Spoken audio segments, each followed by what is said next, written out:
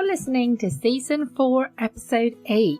Hello and welcome back to Let's Talk Shop. My name is Trace and I am your host. I am a business mentor who helps my clients start and grow their wholesale. I currently have 3 slots left to start work with me one-on-one for 3 or 6 months at the end of January. I will also be running my Let's Talk Sales course, all about selling, again in the end of January. The course will open up come mid-January or so make sure that you have signed up for the waitlist if you are interested in growing your sales and need some help with how you can do that. We talk all about sales mindset, your sales funnel, and how to manage your sales, and what is important, and sales language, and all sorts of useful things that you probably didn't know that you needed to know when it comes to selling. Today is the last episode of this podcast before Christmas. We'll be back on the 4th of January with another episode. This is actually, funnily enough, the first episode that I recorded for the season. So I actually recorded this in the summer. I'm super excited to share it with you.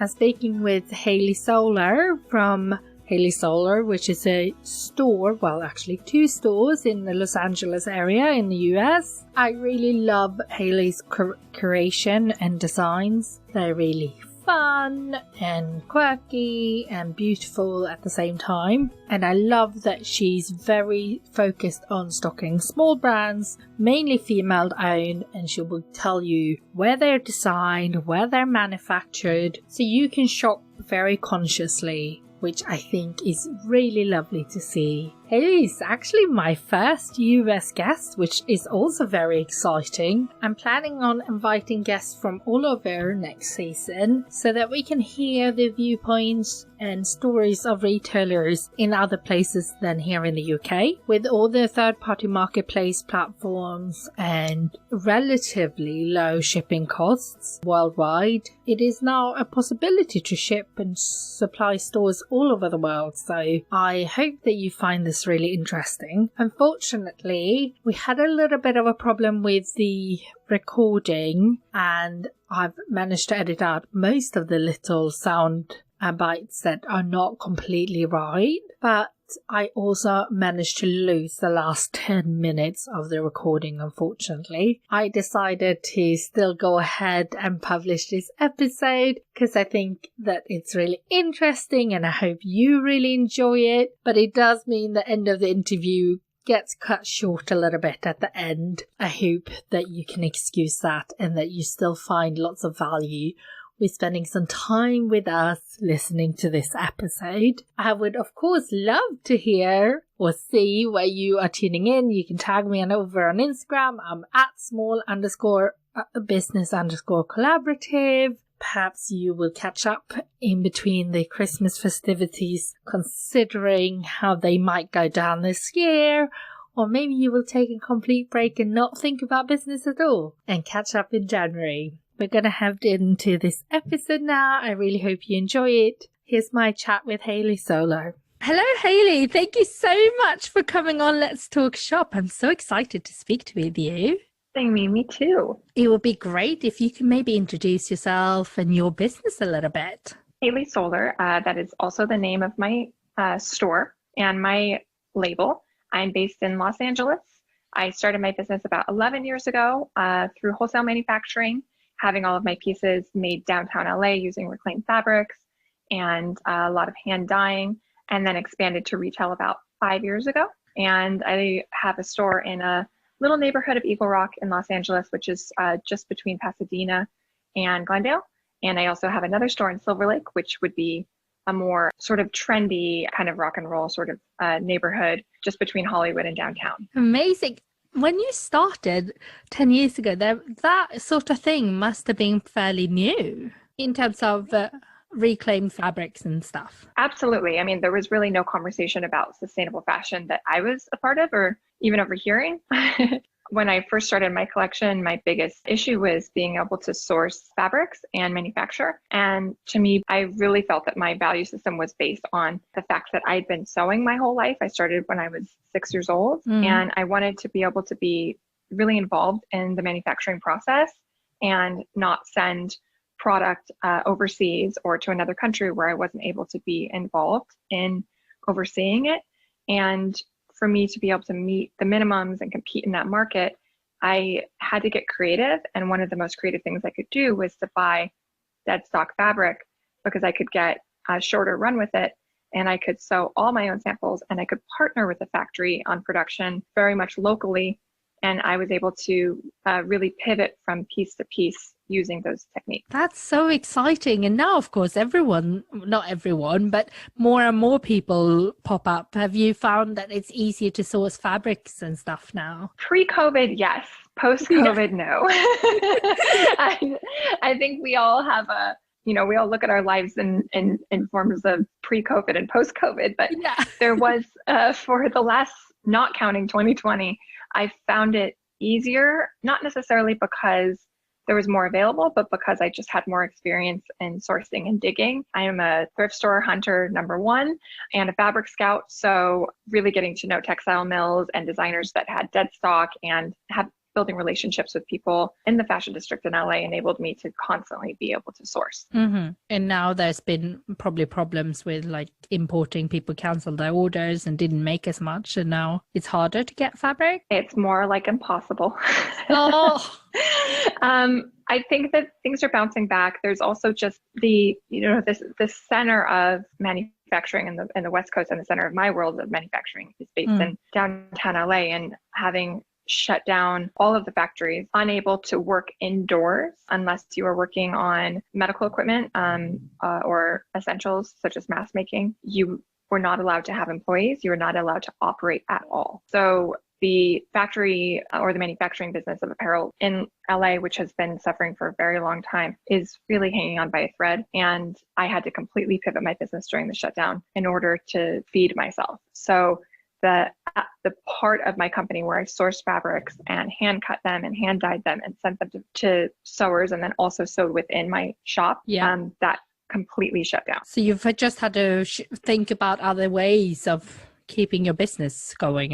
And I would say I'm sure a lot of small business owners speak to the pivot. The pivot is not something that you do every 2 months right now, or every month or every week. It's literally every single day. Yeah. And not only do I have to look out for my business's survival, I also have to look out for the safety of me and my family. And my husband is very high risk. He was in a coma a few years ago, and he has a lot of lung damage. And so for us, part of pivoting my business was to say, how can I support both of us so that he doesn't need to go back to his high risk job in customer service? Yeah. And how can I limit our amount of exposure to an environment that might be detrimental? And for me, shopping in an enclosed fabric mill in downtown Los Angeles with everything that our city is going through right now is just not something that feels safe. No, absolutely not. So what have you done, and what have you bought in more of other people's products then, or how have you solved that? Pivot was making masks, and I'm not sure if you had the same issue over there that we had here, but the availability of masks was pretty impossible. Yeah. For a very long time. So, and by very long, I would say maybe 2 months, but that 2 months felt like a very long time. Yeah. So since we could not have employees, my husband came to the shop with me, and we took all of our lots of fabric that we had slated for our spring collection, and we cut them all up and made prototype masks and tested them on ourselves and on our friends to see what would be the most breathable, which fabrics would work, what's most washable. And him and I hand cut and sewed over 3,000 masks, some of which were donated and most of which were sold. So that was really the first pivot. And at first I was afraid to profit on selling a mask. I didn't feel comfortable selling something that even the CDC wasn't sure would be effective. Yeah. So I was gifting them in care packages that I was advertising through my social media, my email list, my friends, and saying, please, if you need something, come and get it from me. I will have it delivered to you. And then I would put in these masks as a gift for them supporting me. Yeah. And then people kept saying, can I get another mask? Could I get 2 more? And then we had to start putting a price tag on them. Yeah. So at one point, our local news, I believe it was CBS, did a piece on the fact that we were making masks. And I opened my email while it was airing. And I saw, I'm not even joking, 150 emails that came in within a split second of people wanting these masks. So that became the full-time job, trying to figure out how we could ship them effectively assembly and all of the logistics that come with that. And then as the manufacturers started to catch up with what we were doing, because they have a larger infrastructure where him and I could just sit and cut and sew all day. And those masks started flooding the market. We started purchasing them from other Los Angeles designers that we know that were also struggling. So Ava Franco is a brand that I worked with at Anthropologie for many years.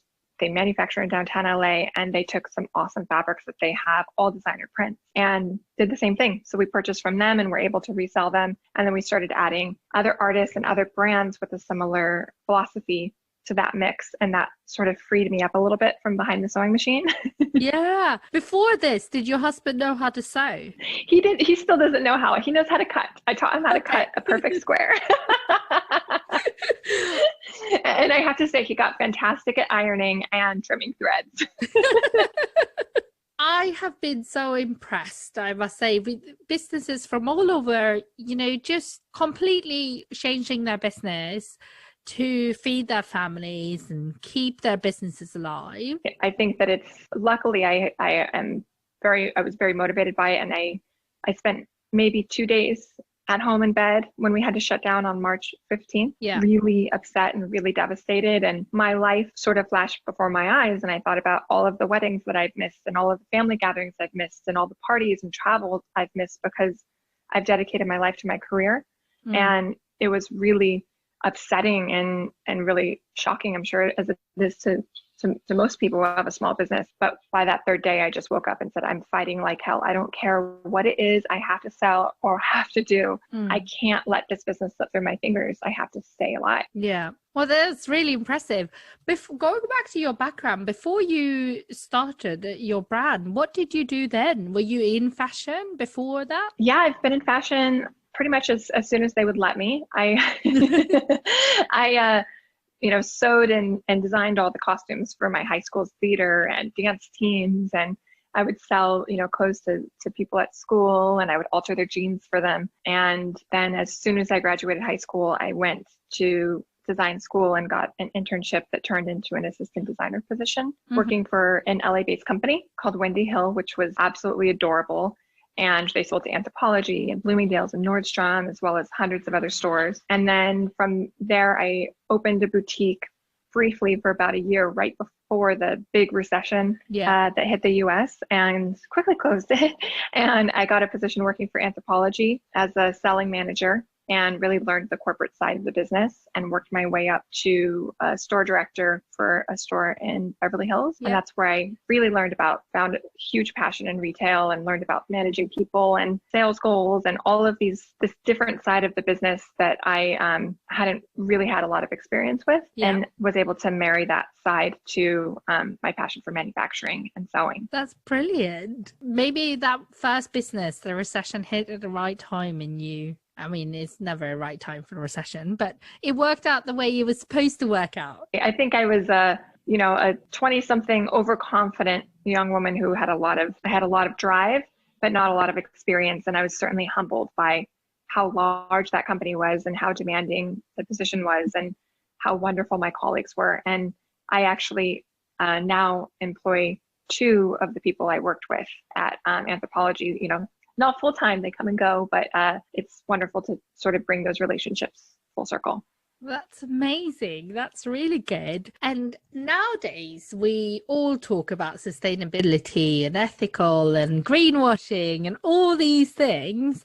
And I know that's something that you talk about too, because the decisions you made in your business. What do you think is the problem? Because I think greenwashing is really complicated. What is greenwashing and not? Exactly. I think that there's 2 very big components to sustainable fashion. I think one of them is an environmental impact, and one of them is the human impact. And for me, I am more focused on the human impact. Not to say the environmental impact is not very important, but it is difficult to be focused on both, especially for one person like me. And it really comes from a very personal connection I have really to fabric. And I know that might sound bizarre, but it is a very difficult material to work with. It is constantly shifting. It is constantly moving on you. And it is very, very skilled to be able to control it. And that's just the beginning of learning how to sew something. So when I see very cheap labor for working conditions and really a lack of respect for this product that must be made by human hands, which is one of the very few items we consume that must be made by human hands, it upsets me. Yeah. And I actually get, chills in my back because I understand how hard this work is. And I really want my customer to understand that where the product that I sell comes from. Before COVID, I literally had my sewing machines in my shop and my cutting table, and my customers could come in and see me making it, and they saw where it came from. And post-COVID, being that there's so many complications right now, I've sourced different brands from all over the US, and really my mission until I can get back into that manufacturing cycle is to make sure that on my website, every item is said where it's made, how it's made, what country it's designed in, what country it's produced in, and the consumer can make a choice and shop consciously on what she's purchasing versus me greenwashing what I'm doing and saying these were picked intentionally, or 10% goes back to some organization that really it does nothing for in order to excuse my product. I'd rather my customer come in and say, the sweater is $60. It is made in China. I prefer to buy the dress that's $150 that was made here. Yeah, I think that's really lovely. You're putting the choice, everyone can be as sustainable or ethical, they can make their own choices, which I think the consumer wants now. And I think that it really is a worldwide adaptation of understanding the how hard this work is. And I had a lot of conversation in the sustainable platforms about only buy used, only buy recycled, only buy thrift. And it also upsets me because making clothing is a talent, it is an art form, and it is a really, really good job that should be valued. I completely agree. I mean, there is other industries where the talent and the skills has just gone because it wasn't nurtured. It was shamed in some way or taken away or made discontinued because of machines or something. Making clothing, we can automate cutting, we can automate pattern making, but to physically be sewing a garment, it has to go through human hands. Yeah, absolutely. And when how do you select a new brand to stock? Like, do you have a set of criteria? What is important when you look at a new brand? A very good question. I think the majority of my home accessories and gifts, about 99% are female-owned businesses. That's a really important value to me. Also, not to go on a huge feminist rant, but I do think one of the reasons why the apparel business and sewing itself isn't respected is because it has historically predominantly been considered women's work. So for me, really representing women-owned companies is very, very important. So I first look to who owns this. Then I look to why are they doing it? Are they doing this because they're trying to make a dollar, or are they doing this because they really want to build a company to support themselves and their community? I carry a wonderful brand called Larissa Loden Jewelry, and she's based in Minneapolis. And she has, I believe, 20 to 30 employees. She's a mother. She works with her community. She represents a lot of diversity in the organizations she works with. During the unrest and demonstrations in Minneapolis earlier this year, she was very involved in cleanup actions for the local businesses and supporting the Black Lives Matter movement through not only her art and her designing of pieces, but also where the profits would go. So a brand like that, I will dive into really deeply because I believe not only in their mission, but it's also just really cute stuff at a great price point. And when there's a story, it's so easy to sell it. And, if it's cute and it's well made and it has a story, it's a win-win for everyone. Absolutely. And then I have two candle companies that I love. One is PF Candle, that was also started by a woman. She started making candles on Etsy and couldn't find work, and the candle company grew and grew and grew. And now I believe they have about 300 employees. Wow. They're sold at Whole Foods. They're sold at every store. And there's such a solid, good candle with just a simple amber glass vessel, a soy base, and they burn for a long time. And it's the type of candle that really is a gold standard, and it's just a solid, good product. And I don't care if my neighbor sells them and the one across the street, because they're just a quality product, and it really does support our local economy here. That's amazing. And also that's one thing, when you really care with the brands and you want them to do well, you don't have to be that competitive about who stocks what as anymore, because people come to you for a reason. I'm glad you mentioned that, because I think that when I first started this business so long ago, there was a lot of brand competition and zip code protection. And I think now, I had a store the other day reach out to me and say, oh no, I carry the same bandana company you do. And I said, who cares? They're great bandanas. Please sell them. They are an awesome company that gives a lot back to a lot of artistic organizations. We should all be carrying them. And my store is about my experience and the way I've put product together.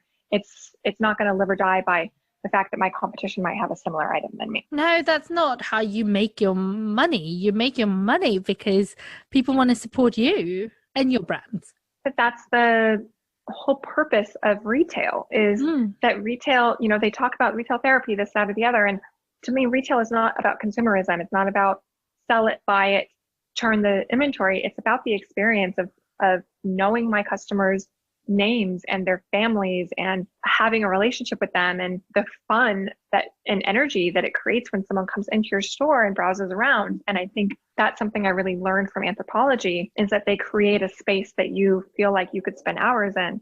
And I want my customers to feel that way, which is why I put my name on my store. I'm incredibly embarrassed about it because it feels very narcissistic, but it was some great business advice I got. It was, people come to your store because they want to feel like they're going into your home. And that's exactly how I want them to feel. And with my name on my store, and I say, I'm Haley to my customer, they instantly know, oh, I feel welcome here. And they should know my first and last name. And probably too many of them have my cell phone number.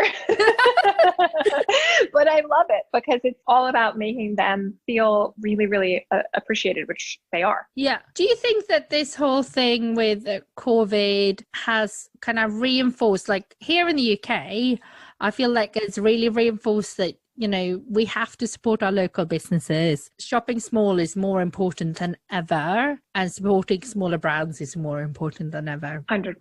I mean, I would not have made it through the first month, maybe even 2 months, probably even now, if it wasn't for the fact that I had people reaching out to me that I even went to high school with, and 37 years old, so it was a while ago, saying, what can I buy? I need a gift. I've got $20 to spend on a present. Is there anything in your store? Yeah. And that amount of community support is really what pushed me through. And I think what's pushing a lot of businesses through. I know I think twice before I'm going to make a big meal at home versus going out. I'm like, you know what? Let me go out. Let me go see my friend's restaurant. And I can't go on vacation. There's not much to do. Yeah. So, if you have a couple extra bucks and putting it back into your community to create an experience and support them, it's just so important. And I really, really feel that support in my neighborhood. That's lovely. And I feel like it's so nice that it's the same, both here and in the US, because they're quite different markets that it's sort of brought out. It's a positive that has come out of a very difficult situation. Yeah, I mean, I couldn't agree with you more. One of the things I think I don't know if I said it out loud, but I certainly said it to myself, was that when all of this shutdown happened and you see all these news stories about people behaving badly, and, the conversation becomes like, oh, people are terrible.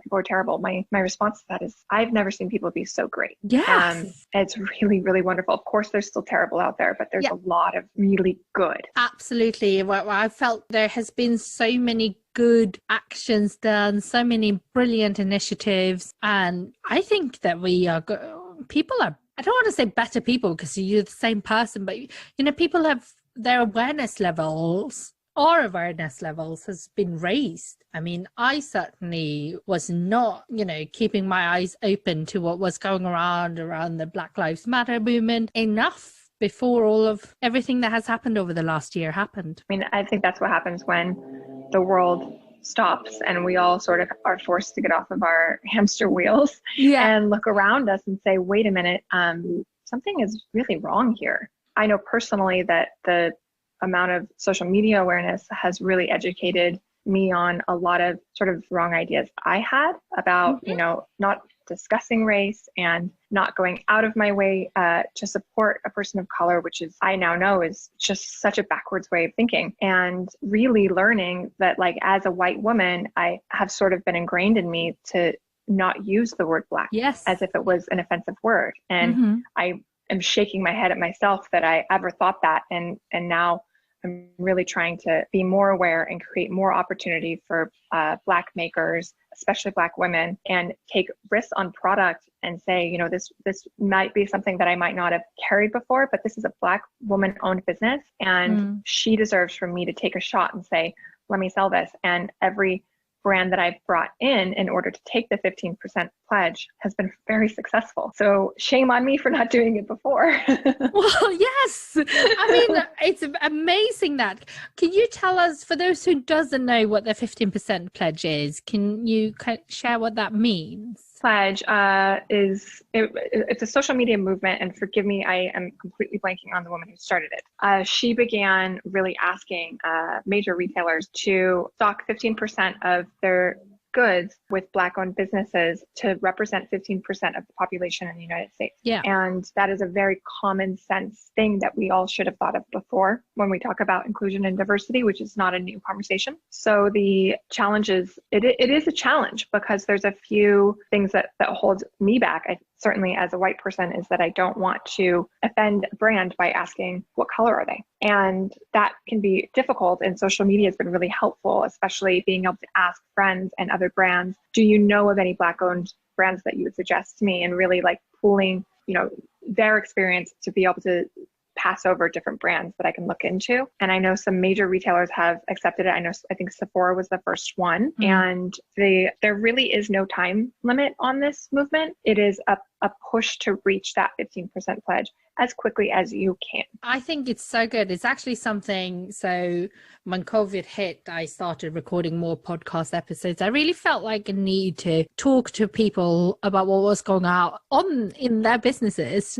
So I just did extra many podcast episodes. And then naturally, when the Black Lives Matter movement happened and everything was highlighted like that, that's obviously something we talked a lot about as well. And I looked up the census here in the UK and, you know, spoke to some people about, well, if I can't actually remember if it was 11 or 13% of the UK populations are Black. Why can you not make 11 or 13% of your suppliers Black? You know, similarly to big businesses having, say, working towards having 50% men, 50% women. Like, it shouldn't be shameful to talk about these things. And I found that it's a lot easier than I would have thought. Like I said, by pooling, you know, my community of shoppers and brands, it's actually been not a difficult thing. Yeah. Well, I'm glad. And I think, you know, you probably discovered some amazing brands that way. And I think the fact of the matter is that, and I know this is part of the conversation around 15% pledges and 15%, because we've got a lot of damage that needs to be reversed. And 15% really should be the minimum. Yeah. You don't have to stop there. If you like a brand, it shouldn't, you know, but once you got to 15%, you can just keep going. You need to just open, I guess we all just need to open our eyes and make active choices. So apart from, you know, sourcing from local brands and, you know, made in the US brands, I've seen that you also stock some UK brands, or at least the completist I've seen. How did that come about? There is a marketplace called Faire, Faire. I'm sure you've discussed them. And when they first came into my view about a year and a half ago, I think I didn't sleep for like 3 days. Just obsessively combing through so much inventory and really trying to find product that stood out to me as unique and interesting and something that I would absolutely covet and something that would make my store really bright and pretty. And I just thought the completist was a high quality, beautiful artwork. And I had never carried stationery before. And I thought, let me just bring in a few pieces. At the very least, it'll make the tabletop look pretty. And I had no idea that they had a huge following, because I kept getting emails and calls asking for a lot of certain styles from that brand specifically, more than any other brand I carry. I get calls Really? That's looking for the amazing. completists, which is really interesting. I would imagine most of it is because, people are a fan of the brand, but it ships from overseas. So to see someone in the US that carries it, they pick up the phone and say, can you ship to me here or there? I'm looking for the shadow brush #1 planner. And so that's really fun. And so I really can't keep it in stock. That's great to hear. I love their business. I think they're so pretty. They're doing so many things. And Yana is just so lovely. And I think it's so fitting with the other things that you carry too. I love it. And I actually just adapted their gift wrap as our standard store gift wrap as our sort of statement. Oh, that's so nice. Yeah, so the signature gift wrap is now completist as well. Oh, that's amazing. And have you found do you stock any other UK brands? I don't believe I do, actually. I would say I have a brand from, as far as, international brands, I think I only have a brand from Vancouver, BC, and then an Australian brand called Laura Bird that I just picked up. And everything else is US. I try to be as local as possible just for the environmental impact of that. But the completist was something that I really said, okay, fine. It's just so cute. Yeah, and it's nice if that not, if it's not everywhere in the US too, so people are really coming to you to buy it in the US. That's nice because you can import a bigger quantity and then people can buy it locally. Exactly. And it does ship very well packed and very small. So I feel the carbon footprint is pretty small compared to a lot of other companies. Yeah, absolutely. And I think that they are very conscious about, things like that too. So that's good. So I don't know how it's been in LA, but when shops opened up here, there was lots of rules they had to adhere to, and they have like till screens, like these kind of acrylic or glass things. And how is it in LA? Unfortunately, right now, the US is really disjointed as far as a single message. I'll try not to get too political, but I'm sure everyone knows what I mean. Yeah. And so because everything, really the response to COVID has been left to a state by state basis. And you can imagine that would get incredibly confusing, incredibly complicated, and incredibly expensive for every state governor to come up with their own action plan to deal with this virus instead of one singular message that was supported wholeheartedly by a very large country. So I think that California is struggling just like every other state to create a cohesive message. And I know restaurants have obviously more restrictions than retail. Retail, the main restrictions are the occupancy needs to be cut in half, which I think is, again, it's not a great message because I have two stores. One of my stores is very large and very open. So half occupancy is about 35 people, which I would feel incredibly uncomfortable having in one space. And my other store, half occupancy, is about 9 people, which I would still feel uncomfortable with. So we take the regulations and then we make our own adaptations for what feels comfortable for ourselves and our employees. For me, a maximum of 4 people in my store is what makes me feel comfortable. Making sure to distribute hand sanitizer, really enforce that I know you're wearing a mask when you come in, but that mask stays above your nose and over your mouth the entire time. Our fitting rooms are really curtains, so they're nice and open and breathable. And the rule is if you try a garment on, we set it aside for 24 hours before it goes back onto the floor. And then the rest of it is really what makes me and what makes my employees feel comfortable. And if a customer comes in the store and they're standing too close to you, they're maybe talking too much, they maybe have children that are grabbing at things, we really practice a lot of ways to sort of politely ask them to give you a little more space. And one of the tactics is, especially because I have a close relationship with a lot of customers, is to really say, if we start catching up about their day, to say, let's walk outside and let's chat outside, because that's a good idea. Yeah. And I think and a lot of times they go, oh, of course, yes, I feel more comfortable doing that too. And then we can stand in front of the store and have a longer chat versus spending an hour indoors. So there's those types of things. The regulations are really mostly about employee break rooms and hand washing. There's not much for retail. So it really has been a case by case basis. I know for a while I was appointment only, and then I was one customer at a time. Now I'm 4 at a time, but I also have the opportunity for a customer to book a private appointment so they can shop solo just with me. And then I know a lot of stores that have been cleared to open, but they just are not comfortable doing it. So they're still doing online or curbside pickup. It's interesting that they haven't. So here in the UK, you had to implement like a one-way system. So you have like arrows on the floor, like lots of stores have those floor vinyls and stuff. Mm-hmm. In restaurants, they implement that for pickup. If you're walking into a restaurant, you have to follow the arrows in. And of course, for outdoor seating, the tables have to be 6 feet apart. If they are any closer than that, I believe they have to have the plexiglass. Don't quote me on that because I'm not a restaurant owner.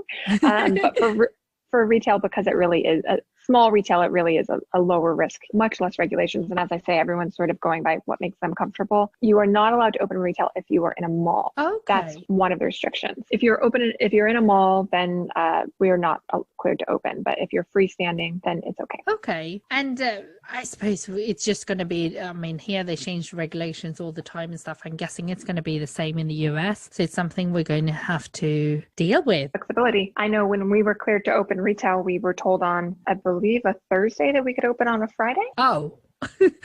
Well, that's not very helpful. Yeah, so the changes, they happen quickly and you start to feel a little bit of whiplash, but that's okay. You know, we're all doing the best we can. So you just go with it. And customers seem so flexible. They understand what we're going through. So if I have to say one day, especially around 4th of July, and I will probably end up doing the same thing for a couple of weeks after Labor Day weekend, which is this Monday, I may have to go back to one person at a time because we typically see a case surge around those holidays. And I would predict there would be. So to protect my customers and my family, it may become one customer at a time for a couple of weeks after that again. And, you know, sometimes people kind of go, they roll their eyes a little, but I just politely explain it's not about you. It's about me. No offense. Yeah.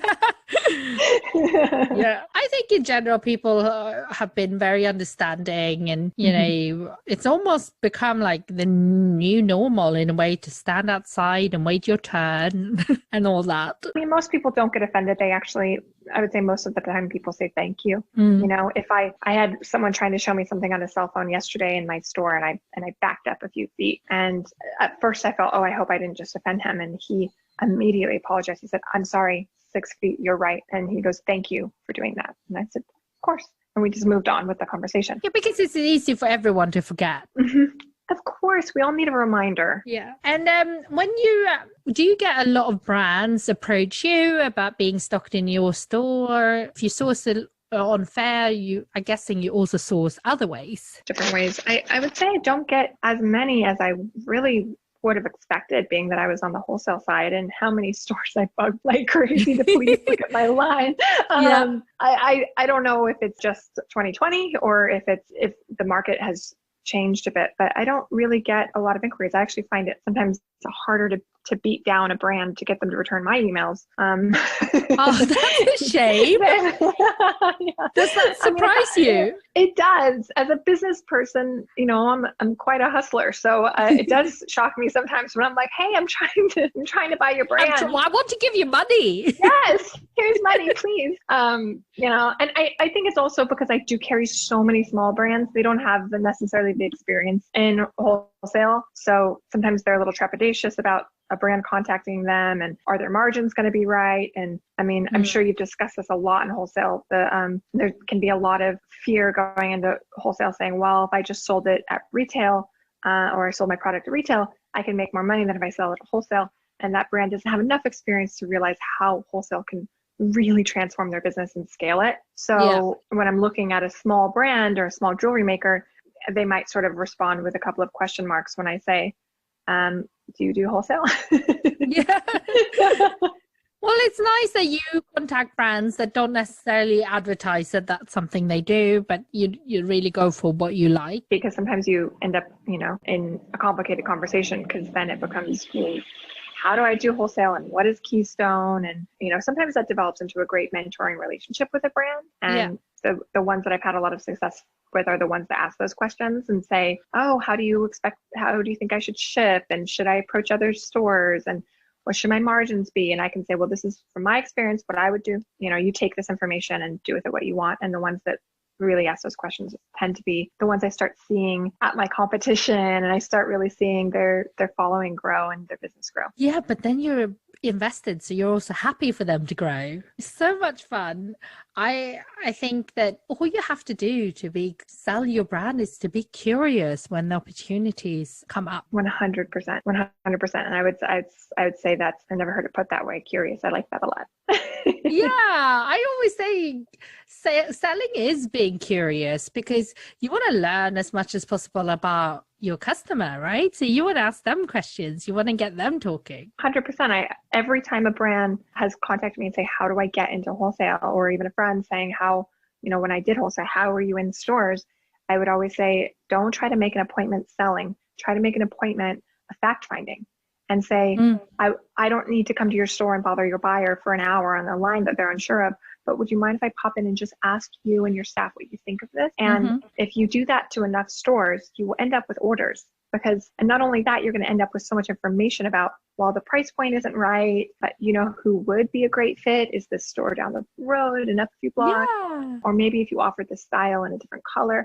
And you can take all of that and really, really grow. Absolutely. I think, and that's really exciting. And I guess you don't want to give up on opportunities that come your way. You need to be proactive and sell your stuff. When I did wholesale, the best marketing strategy, and trust me, I tried everything, was to just get into a store. And it didn't even matter how small the order was, because if they take a picture and they put it on Instagram or they share it in their email list, another retailer is watching, and that other retailer will say, oh, well, my competition is selling this, maybe I should look at it. I love that. Growing and growing and growing, because people really do look at their peers as for direction and buying. They really do. And it's such social proof that, maybe the margins could work for that brand. Maybe they can supply shops if they know one of their competitors does it. And then I lost the final bit of the recording, and I'm so sorry about that. But you can find out more, support Hayley and her business on hayleysolar.com and Hayley Solar on Instagram. And of course, I will add all that in the show notes as well. Thank you so much, Hayley, and thank you so much to all of you who are listening week in, week out to this podcast. I really hope you enjoyed it. I certainly enjoy speaking with Hayley, and hopefully once we can travel again, once we get past this very challenging year and perhaps another challenging spring, I can actually visit Hayley's store in person one day. If you are listening on the day that this is published or on the week that this is published, I hope that you have a wonderful Christmas and a wonderful New Year, and I hope that you will tune back in on the 4th of January when the podcast returns. Thank you so much, and I hope you have a lovely couple of weeks. Take care. Thank you for listening.